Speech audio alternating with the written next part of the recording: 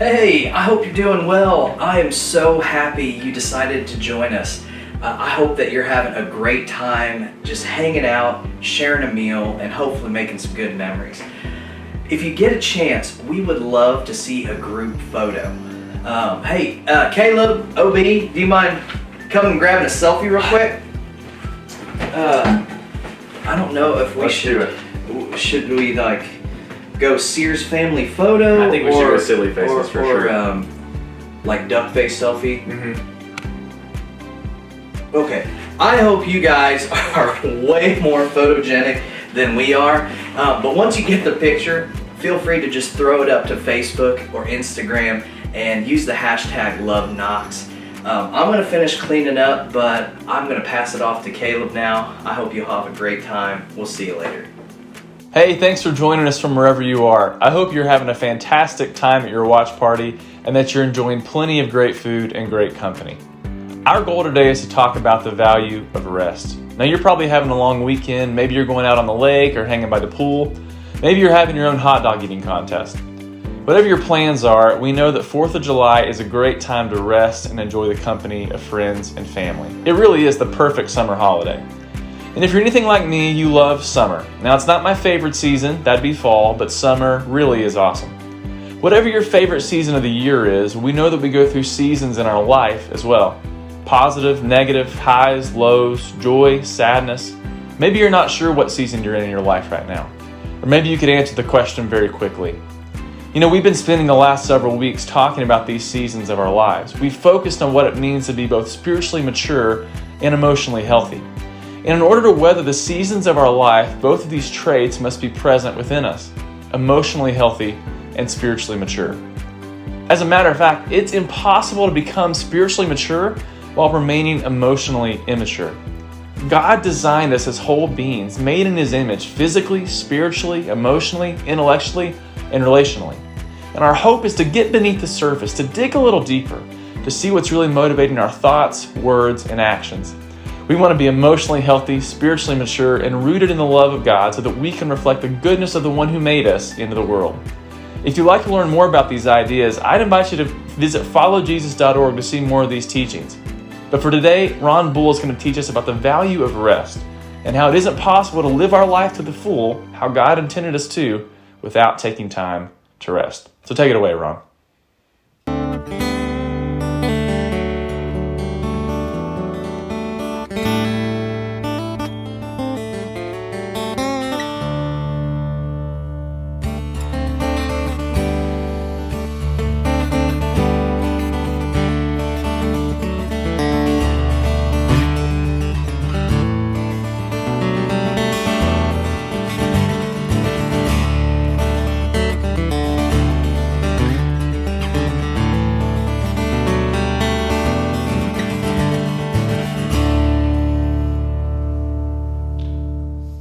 Let's take a few moments to talk about the value of the pause. Musicians know the value of the pause. Musical notes without pauses aren't music. They're just a muddled mess.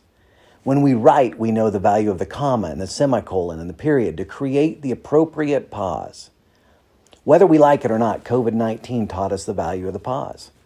COVID brought our busy world to a screeching stop, but the pause it caused had a positive effect. I'm calling it the pandemic pause or the pandemic positive. Whether we wanted to or not, most of us were forced to take a time out from our work, our school, and our other activities. So now, what happens after the greatest pause in our lifetime? According to Professor Anthony Klotz of Texas A&M University, we are now entering the Great Resignation. 4 million people quit their jobs in April of this year. And Professor Klotz says that it's only just begun. The year 2021 will likely see more people quit their jobs in the U.S. than any year in history and may set a record that will last for decades to come. We're talking about upwards of 40 million people resigning from their jobs this year.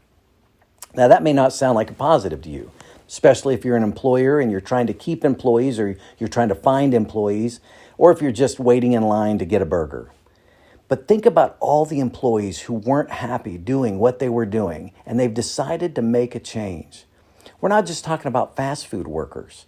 We're talking about engineers, salespeople, technicians, and tellers, people from across the board who aren't just leaving their jobs in search of more money, but they're even leaving for more flexibility or more happiness. Many are rethinking what work means to them, how they are valued, how they spend their time. The pandemic pause allowed people to rethink their priorities, and I think that's always a good thing.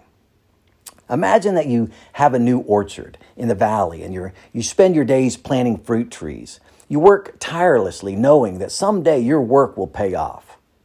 Though it will take years before you reap your first harvest, it will be worth it.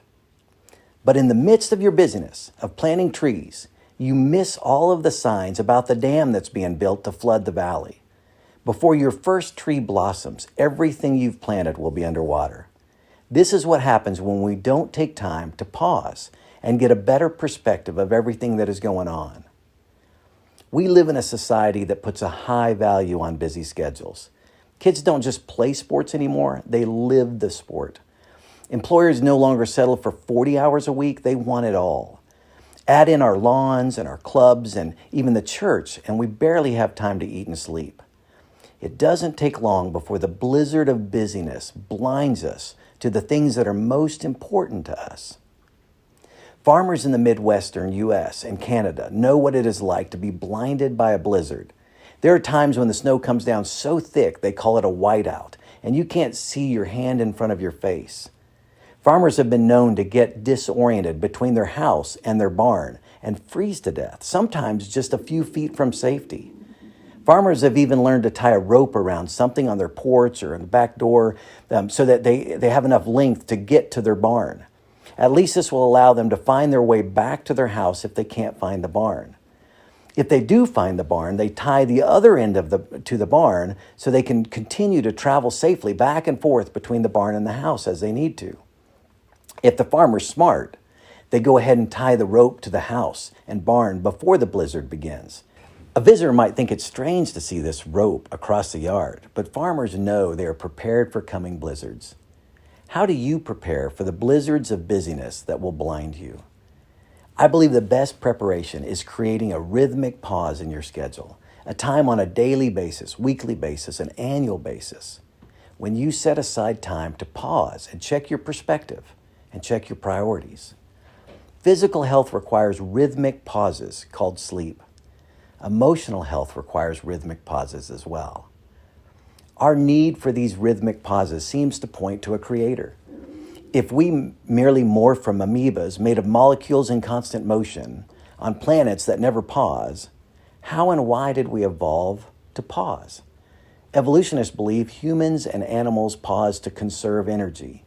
But how did perpetual motion give way to stillness? And how does stillness help survival of the fittest? Wouldn't prey who didn't sleep be safer from their predators? Maybe the ancient biblical creation story can shed light on this. The first chapter of the Bible tells us about God's 6 days of creation. And then the second chapter begins like this.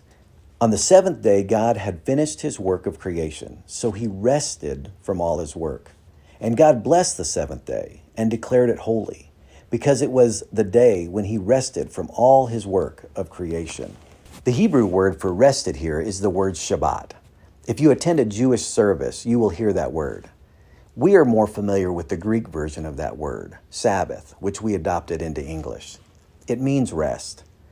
God thought rest was a big enough deal that he blessed the day and declared it holy. Later, when God gave Moses the Ten Commandments, the longest commandment focuses on this rest. Observe the Sabbath day by keeping it holy, as the Lord your God has commanded you. You have 6 days each week to do your ordinary work. Some might even talk about toil. So it's like that's where we do our hard work, 6 days each week to do our hard work. But the seventh day is a Sabbath day of rest, dedicated to the Lord your God. On that day, no one in your household may do any work. Then later, God unpacked it a little more. He says, and I gave them my Sabbath days of rest as a sign between them and me. It was to remind them that I am the Lord, who had set them apart to be holy. God even went on to establish a Sabbath year every seventh year. For 6 years you may plant your fields and prune your vineyards and harvest your crops. But during the 7th year, the land must have a Sabbath year of complete rest. It is the Lord's Sabbath. Do not plant your fields or prune your vineyards during that year. How in the world can the entire nation of Israel survive if everyone follows this Sabbath year? God goes on to explain. Be assured that I will send my blessings for you in the 6th year. So the land will produce a crop large enough for 3 years. When you plant your fields in the 8th year, you will still be eating the large crop of the 6th year. In fact, you will still be eating from that large crop when the new crop is harvested in the 9th year. What? Can God actually provide enough to offset the Sabbath? In the mid-1800s, a group of pioneers set out for the Pacific Northwest on the Oregon Trail. They were leaving St. Louis, and they were a religious bunch, and each Saturday, when it was time to stop their traveling for the night, they would unhitch the mules from the covered wagons, set up camp, and stay until Monday. But as summer waned, the days began getting shorter and the weather cooler, and they started worrying about whether they were going to make it to Oregon before the winter snow. Wrestling with what to do, they wondered if they should continue observing the Sabbath or just push ahead in hopes of beating the winter. They couldn't come to a consensus, so they agreed to part ways, half of them continuing as they had been, stopping and resting each Sunday, and the others forging ahead. Guess which group got there first? The Sabbath keepers reached their destination before those who tried to press on. Mules aren't made to go 24/7, and neither are we. God can provide enough to offset the Sabbath. A farmer has to use chemicals to keep planting crops year after year in the same soil without a Sabbath. We call that non-organic. We have to use chemicals to keep ourselves going without pausing for rest. Many of us are living non-organic lives. There's a better way if we trust God's promises. Jesus lived an organic life. He took time to pause and rest. We should do the same. Theologian Robert Barron said it very well.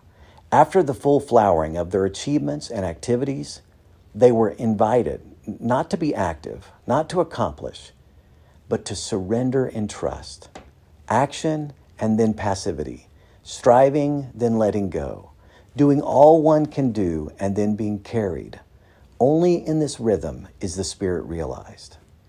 Catholic theologian Leonard Duhan wrote, "To fail to see the value of simply being with God and doing nothing is to miss the heart of Christianity." God wrote through the psalmist, "Be still and know that I am God." Jesus said, "Come to me, all who are weary and carry heavy burdens, and I will give you rest. Take my yoke upon you. Let me teach you, because I am humble and gentle at heart, and you will find rest for your souls. For my yoke is easy to bear, and the burden I give you is light." Whether you believe in God or not, it is important to pause. Pause throughout your day, pause throughout your week, and pause throughout your year. Discover a rhythm of pausing so you can check your perspective and reevaluate your priorities. Here are 4 steps to include in your pauses. First of all, stop.